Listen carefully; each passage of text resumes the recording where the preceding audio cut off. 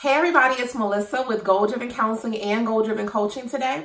We are going to discuss self-care during the holiday season for our Taking the Wheel Wednesday video. In the US, today it is the day before Thanksgiving, and this is pretty much the start of a span of months that covers a lot of different holidays across cultures. And so what we know is that some of us may be happy and excited and preparing for the holiday time. This might be the most happy and joyful and fulfilling time for us. But then there are also others who we may not be so excited. There may be some things, some past feelings, some past experiences, some past traumas that the holidays don't highlight in a very happy and fulfilling way. And so some people can be dreading this time. So what we're going to do is we're going to talk about self-care as it pertains to this span of these next few months where there are back-to-back holidays, and how can we take care of ourselves effectively in that time. The first thing that I want to discuss is to talk about boundaries. And what boundaries essentially are is they are standards as to how we communicate to others, how to treat and interact with us. And so one huge boundary during the holiday time is to participate in things that you want to do. So if you feel like you are being forced into anything, if it's several family members' houses to go to, or certain traditions and things that you really internally don't want to do, they make you uncomfortable, they are not fulfilling for you, they create some type of anxiety and feelings in you that you don't want to participate in, you don't have to. Other people's expectations of how they want you to spend your time is not how you have to do it.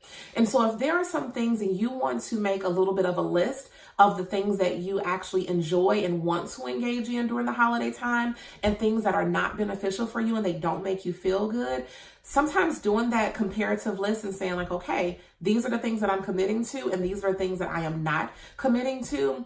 Just giving yourself a voice and giving yourself permission to have a say in what you do is a huge thing. Another thing that can be a huge factor in us taking care of ourselves during the holidays is communicating things. And so I just talked about how we can decide like what things we want to participate in and what things are going to place some firm boundaries as to say that these are the things that we don't want to do and that we're not going to do. Communicating that to people is the next step. Sometimes we can create boundaries and we assume that other people should know them and should abide by them, but we've never given them any indication or any communication around what those things are. So when we communicate what it is that we want, what it is that we need, then others know what they are bound to follow. So assertively communicating the things that you want to do, the things that you don't want to do, but then also how you feel and what you think about certain things. One thing that I want to highlight when it comes to communicating in this time is that with young adults, what we see is that there's been this transition from being a child, graduating from the kiddie table, from being a child and being a teenager. And now when it comes to adulthood, sometimes young adults can feel that communicating what they feel is seen as disrespectful to the adults and the elders within their family. And it's not. To assertively communicate is not synonymous to being aggressive, to being disrespectful, or any of those things. Communicating how you feel, what you think, and what you need is healthy for you. Another thing that comes up during the holiday times is grief. And so tending to how you feel and what your current mourning or grieving process is if you've lost someone that's significant to you, whether it be a family member or a friend, the holiday times can really highlight that this person is no longer there. And so I think acknowledging how you feel about people that are close to you that you've lost and how it impacts you now that they're not here is something that is very important to give a fair space to. And so what I mean by that is if you're sad and you're feeling overwhelmed and you're just hurt that this person that is close to you is no longer able to participate in this very joyful time, acknowledging that for yourself is something that is so important. You don't have to act like everything is okay and things are just joyous and that you're just going to move on as if they were never there. That's not something that's very helpful for you. And so if you find yourself in a process of grieving, giving yourself time to feel those emotions is important.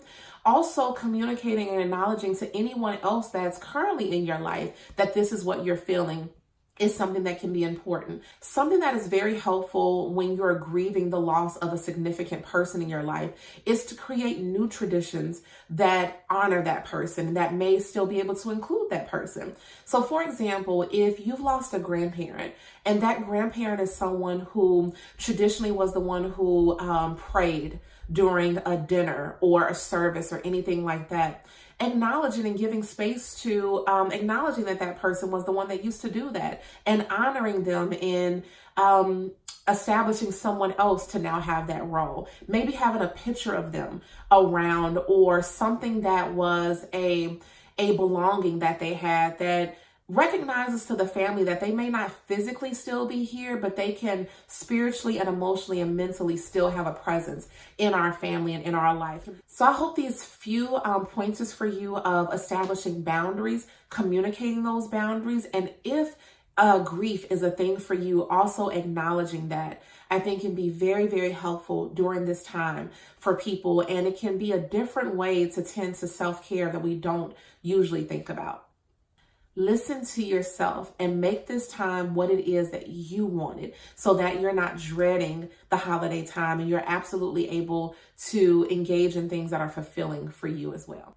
Enjoy this time the best way that you want and just continue to tend to your self-care, putting yourself first, because it absolutely is not selfish even at the holidays. See you all.